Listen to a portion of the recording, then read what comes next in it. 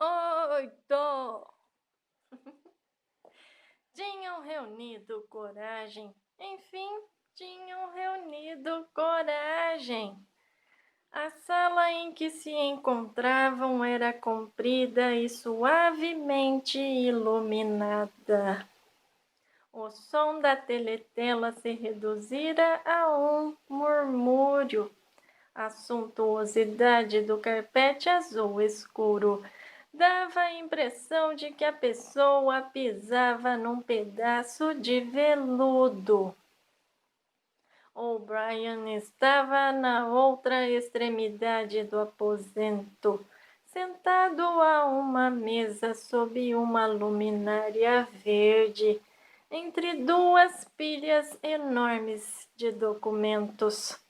Não se dera ao trabalho de levantar a cabeça quando o criado fez Julia e Winston entrar.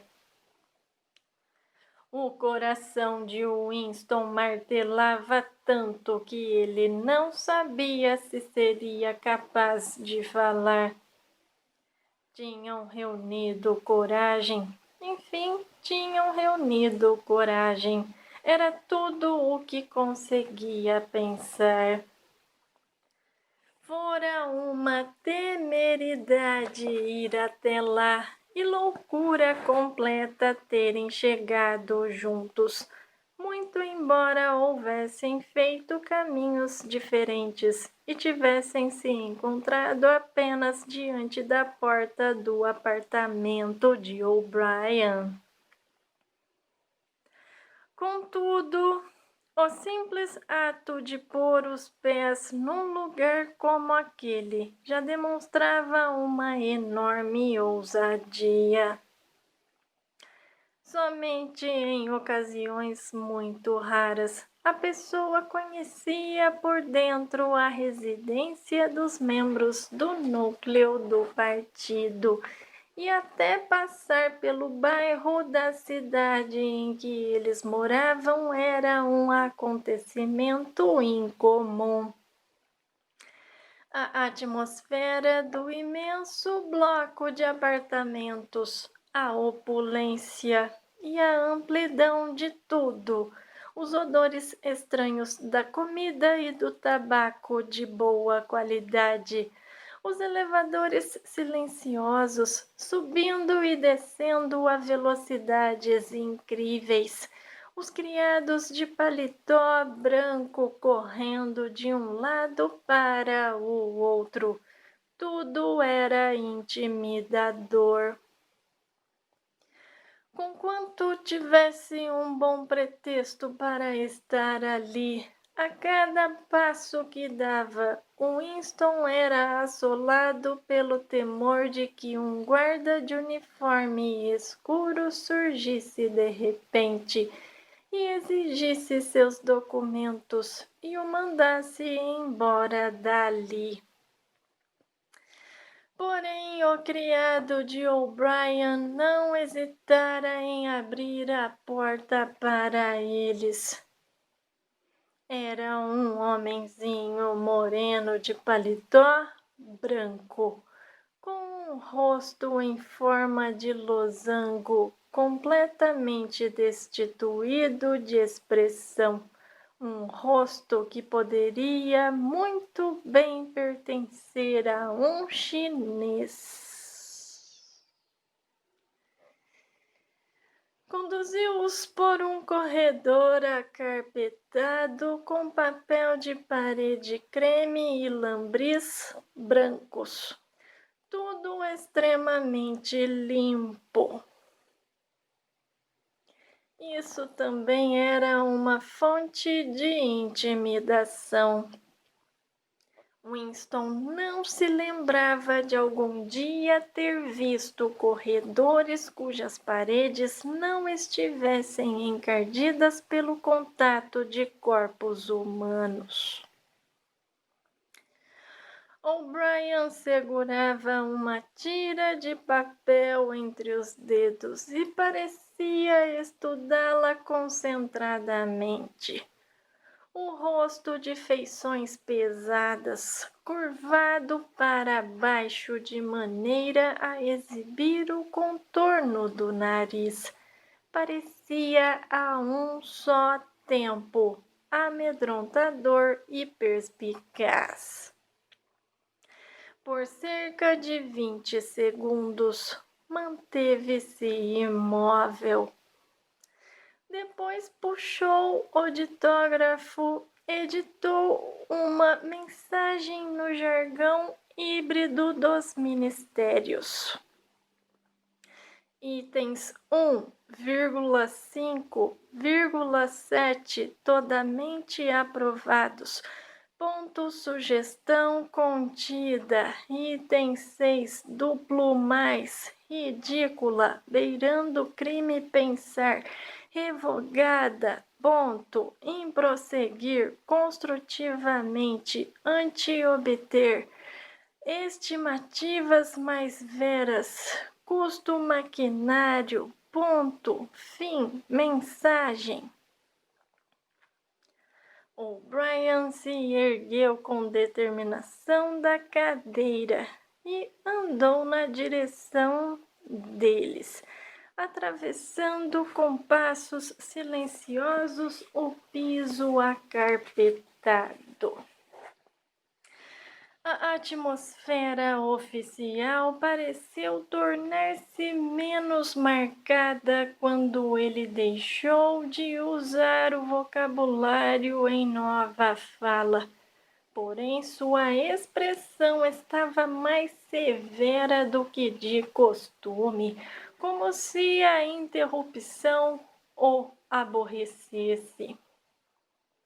De repente, o pavor que Winston já sentia foi atingido por um fio de embaraço perfeitamente comum.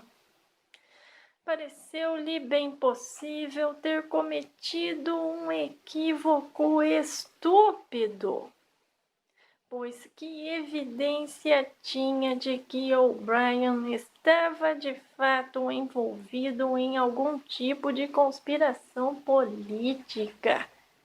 Nenhuma, além de uma rápida troca de olhares e um comentário ambíguo. Fora isso, tudo se resumia às suas próprias fabulações secretas baseadas num sonho. Não podia nem mesmo recorrer ao pretexto de que viera pegar o dicionário emprestado, pois nesse caso seria impossível explicar a presença de Júlia. Ao passar pela teletela, O'Brien pareceu lembrar-se de alguma coisa. Estacou, virou para o lado e comprimiu um interruptor na parede. Ouviu-se um estalido seco. A voz emudecera. Júlia emitiu um som minúsculo, uma espécie de gritinho de surpresa. Mesmo em pânico, Winston estava abismado demais para conseguir segurar a língua. "Vocês podem desligar", exclamou. Disse O'Brien. "Podemos. Temos esse privilégio." Estava na frente deles agora. Sua figura sólida elevava-se sobre os dois e a expressão em seu rosto permanecia indecifrável. Esperava com alguma severidade que Winston falasse, mas o quê? Mesmo àquela altura, era perfeitamente admissível que O'Brien não fosse mais que um homem ocupado que se indagava irritado, porque fora interrompido por aqueles dois. Ninguém abria a boca. Depois que a teletela fora desligada, um silêncio sinistro tomara conta da sala.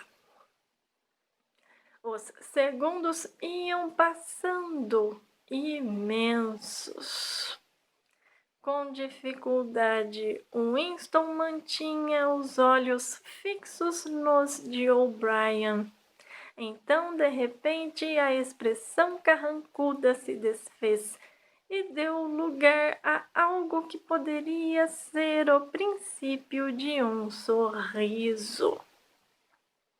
Com o gesto que lhe era característico, O'Brien ajeitou os óculos no nariz. Falo eu ou falam vocês? Disse. Eu falo, disse Winston prontamente. Essa coisa está mesmo desligada? Está tudo desligado. Estamos a sós. Viemos até aqui porque fez uma pausa, dando-se conta pela primeira vez de quão vagos eram os seus motivos. Como não sabia efetivamente que tipo de ajuda O'Brien poderia lhe oferecer, não era fácil dizer o que fora fazer ali. Prosseguiu, ciente de que o que estava dizendo parecia inconsistente e pretensioso.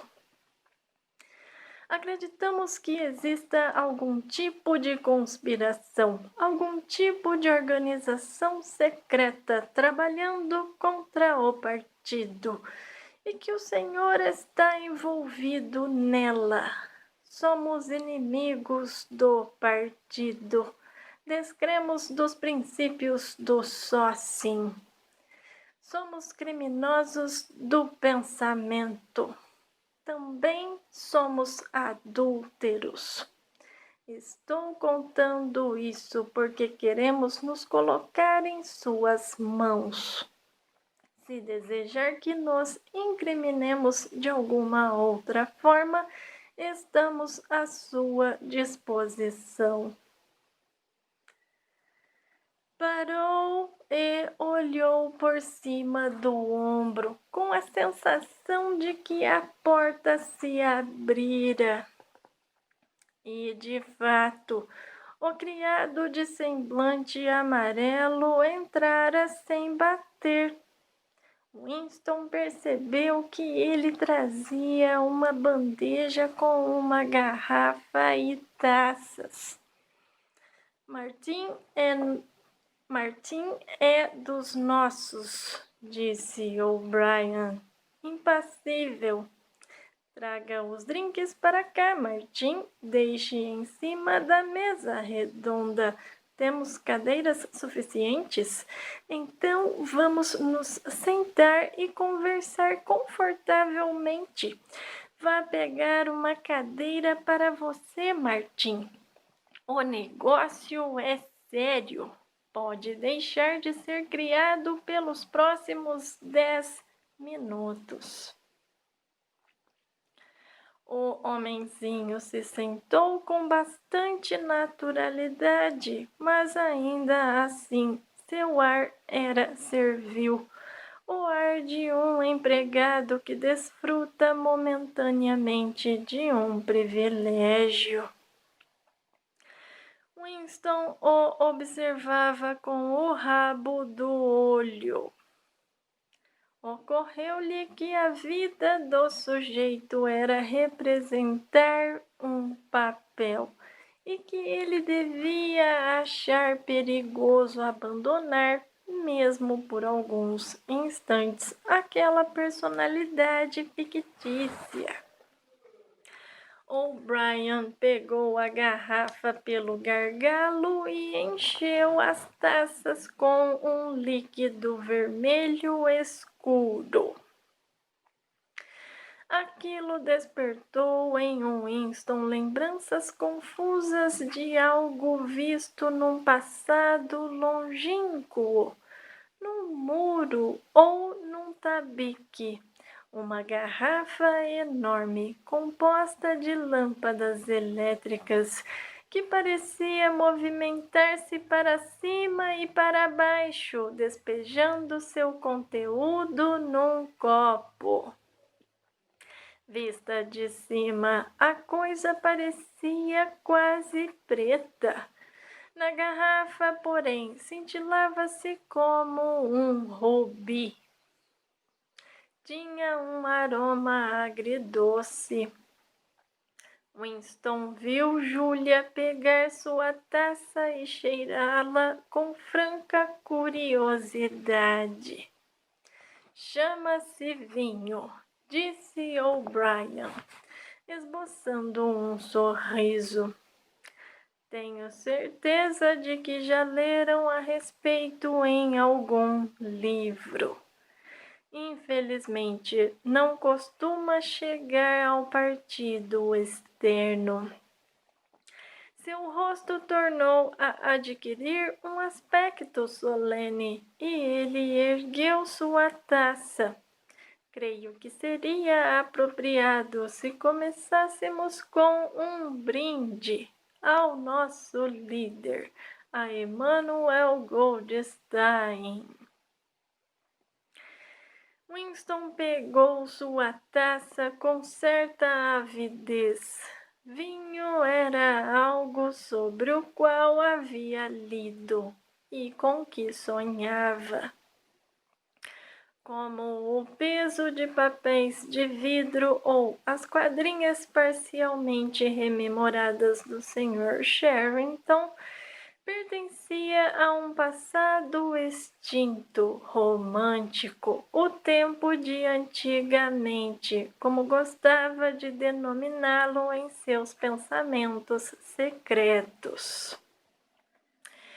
Por algum motivo, sempre imaginara que vinho teria um sabor extremamente doce, como o de geleia de amora, além de causar embriaguez imediata. Quando o tragou, porém, ficou profundamente decepcionado. A verdade era que, depois de anos bebendo gin, mal conseguia sentir o gosto daquilo na boca. Deixou a taça vazia em cima da mesa. Quer dizer que existe mesmo um homem chamado Goldstein? Indagou. Existe sim, e está bem vivo. Onde? Não sei. E a conspiração, a organização, é real? Não se trata apenas de uma invenção da polícia das ideias. É real também. Nós a chamamos de confraria. Vocês nunca saberão coisa alguma a seu respeito, além do fato de que ela existe e de que pertencem a ela. Volto já a esse ponto. O'Brien consultou o relógio de pulso. É imprudência manter a teletela desligada por mais de meia hora, até para um membro do núcleo do partido. Vocês não deviam ter vindo juntos e terão de sair separadamente. Você, camarada, curvou a cabeça para Júlia. Irá primeiro. Temos 20 minutos. sei que compreenderão a necessidade de eu começar com algumas perguntas. Em termos gerais, o que estão dispostos a fazer? Tudo o que estiver a nosso alcance, disse Winston. O'Brien se virara um pouco na cadeira de modo a ficar de frente para Winston. Praticamente ignorava Júlia, dando a impressão de considerar que Winston falava por ela. Por um instante, as pálpebras desceram sobre seus olhos. Começou a fazer as perguntas numa voz baixa e inexpressiva, como se aquilo fosse um procedimento rotineiro, uma espécie de catecismo cujas respostas soubesse, na maioria, de antemão. Dispõe-se a comprometer sua vida. Sim. Está preparado para cometer assassinatos? Sim. Concorda em cometer atos de sabotagem que podem causar a morte de centenas de inocentes? Sim. Trair seu país em benefício de potências estrangeiras? Sim.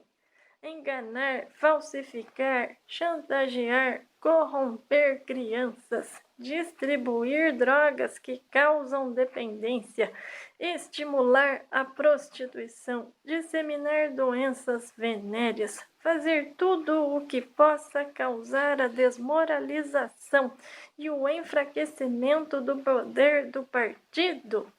Sim. Se, por exemplo, jogar ácido sulfúrico no rosto de uma criança for uma ação que de alguma forma atenda a nossos interesses, será capaz de executá-la? Sim. Dispõe-se a perder a identidade e passar o resto da vida trabalhando como garçom ou estivador? Sim. Está preparado para cometer suicídio se e quando lhe for ordenado fazer isso? Sim. Estão dispostos vocês dois a se separarem e nunca mais se verem? Não, interveio Júlia. Winston teve a impressão de que um longo tempo transcorreu antes que ele respondesse. Por um momento pareceu-lhe inclusive ter perdido o poder da fala. Sua língua trabalhava em silêncio, formando as sílabas iniciais, primeiro de uma palavra, depois de outra, vezes e vezes sem conta. Até pronunciá-la, não sabia que palavra lhe sairia da boca. Não, disse por fim. Fizeram bem em esclarecer isso, disse O'Brien. Precisamos saber de tudo. Virou-se para Júlia e acrescentou numa voz que parecia ligeiramente mais expressiva. Compreende que, mesmo sobrevivendo, ele talvez se torne outra pessoa. Talvez sejamos obrigados a lhe dar uma nova identidade.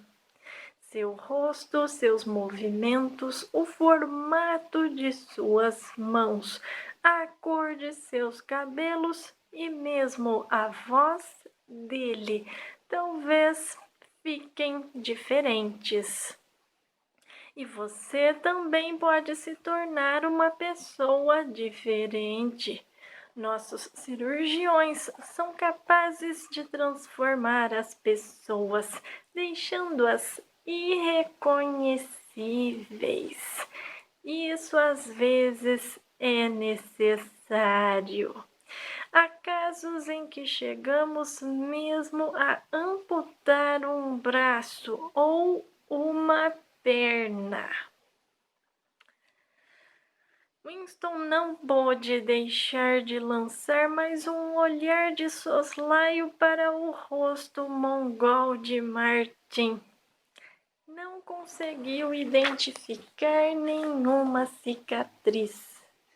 Júlia ficara um pouco mais pálida, deixando à mostra suas sardas, porém encarava O'Brien com audácia. Murmurou algo que pareceu ser uma aquiescência. Muito bom. Então estamos combinados. Sobre a mesa via-se uma caixa prateada de cigarros, com ar um tanto distraído. O'Brien a empurrou para todos, tirou um cigarro para si e em seguida se levantou, pondo-se a andar vagarosamente de um lado para o outro, como se em pé raciocinasse melhor. Eram cigarros de excelente qualidade, grossos e bem embalados, com um papel de uma sedosidade incomum. O'Brien tornou a consultar o relógio de pulso. É melhor você voltar para a copa, Martim, disse. Vou ligar daqui a 15 minutos. Dê uma olhada no rosto desses camaradas antes de ir. Você os verá outra vez. Eu talvez não. Exatamente como haviam feito à porta do apartamento. Os olhos escuros do homenzinho se iluminaram e cravaram-se nos semblantes de Winston e Júlia.